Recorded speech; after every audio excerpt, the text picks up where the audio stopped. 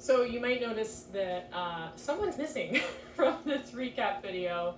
Honey and I had a very full session today, and so I'm giving her time to decompress because we ended on rather a frustrating note by really powering through her nails despite her displeasure. I wanted to talk about a few things here in the video, and then I'm also going to include the link to a playlist that contains every single recap video I've done with Honey from the very first session we had together until the session before your vacation up to North Carolina. Okay? First thing I want to bring up is I'm afraid her harness is suffering a bit of a malfunction. I don't know if you can see this clearly on the camera, but one of her D-rings that connects to the chest pad is about to become completely untethered from that chest pad. So I actually did not work her on her harness today. I used one of our, we have a nylon kind of round woven slip lead, and I used that around her neck today, which contributed to some of the frustration she experienced because she has gotten so comfortable on this harness, and this is a much better tool for her when we know it's not going to malfunction and lead to a loose dog situation. So the good news is this seems like it could be sewn back into place. If that is a skill that you or someone you know has, I would invite you to see if they could potentially sew it all back together. It can be just as strong and sturdy as it was before if it's just sewn back together nice and tightly. If, however, you don't think that's going to be a feasible solution, definitely purchase a new one because it just takes one good tug on the little bit that is left attached to release the hounds, as it were, and free her from her harness. Number two, Honey's very great at she's very good at offering behaviors like sit and down and focus when she feels comfortable and confident. The problem we ran into during this session is that it takes her a good little while to get comfortable and confident. And in the meantime, she's meandering at the end of the leash, she's reacting to people, she's trying to maybe pull me across a room. So goals for future sessions, when we schedule our next session, are going to be to get cued performance from her, to get her to respond to familiar cues like her name, her recall cue, which should be here, or a target like the cupped palm or the palm vertically held flat in front of her, and her sits and her downs. She would not respond to the sit or the down cue today. She just kind of looked at me for maybe 1 or 2 seconds and then turned away to walk. Part of that could have been because we had to work on a slip lead instead of her harness, and so she felt some or some frustrating familiar pressure around her neck that she didn't enjoy, and chose to ignore familiar cues because of that stress or frustration caused by the neck pressure. Another part could be that she has successfully ignored those cues so much in other situations that they have lost all meaning to her. What that means is that she's happy enough to do the sit and do the down when it suits her, but she doesn't understand that you as her handler can also ask for those behaviors and then reward her for them.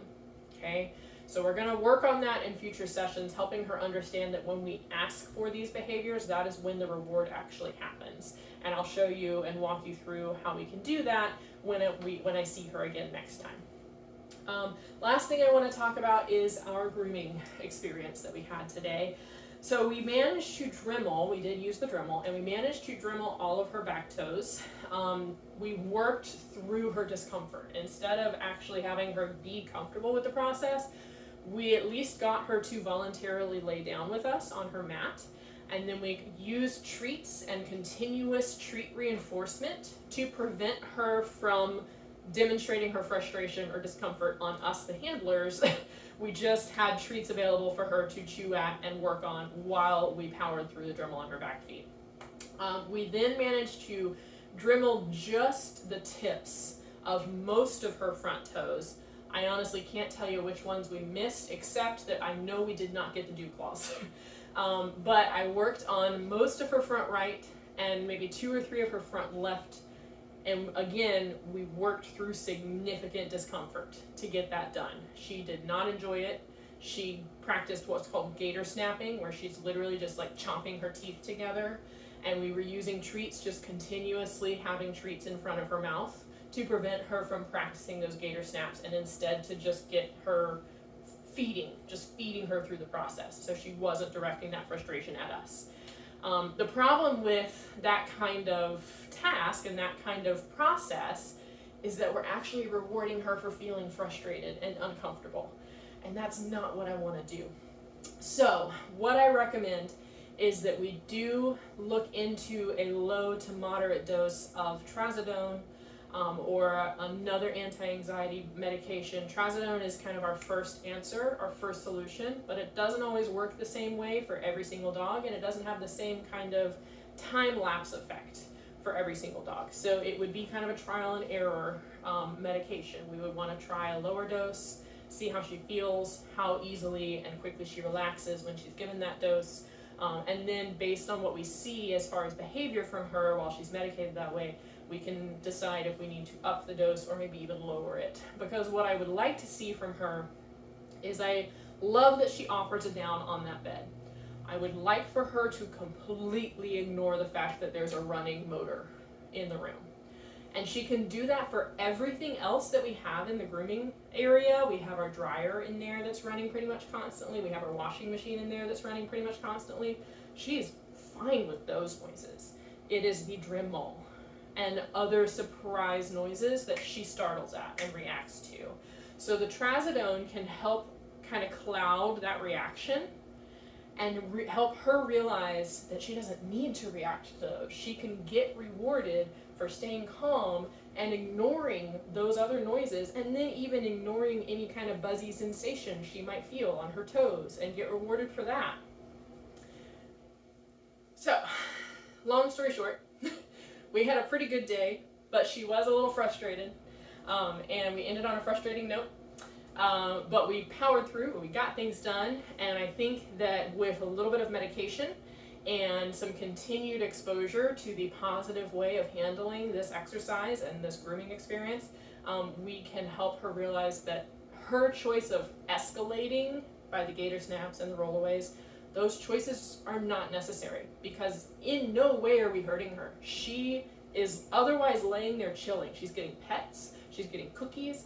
It is simply her overstimulation when she feels that vibration in her paw that causes her to escalate her arousal, and she is unable to de-escalate her arousal even after we pull the Dremel away.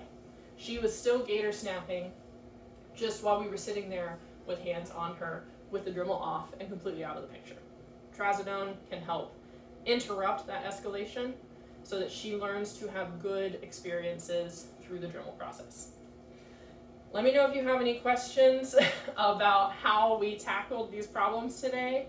I will definitely include her in the next video, but I think it will be more beneficial, more valuable to you to revisit some of the recent videos that I sent before you stepped away and enjoyed your vacation with her and had such a great experience in North Carolina.